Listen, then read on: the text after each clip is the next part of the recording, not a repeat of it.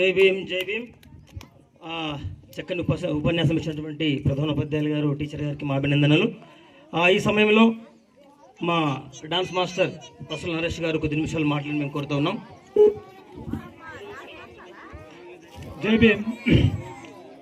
ఈరోజు మనం ఇక్కడ జరుపుకున్నటువంటి భారత రాజ్యాంగ రూపశిల్పి డాక్టర్ బాబాసాహెబ్ అంబేద్కర్ జయంతి.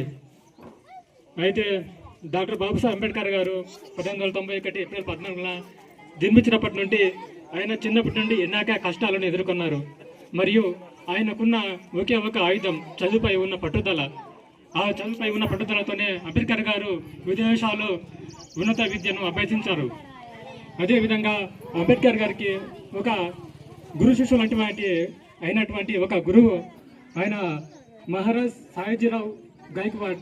ఆయన యొక్క అంబేద్కర్ గారి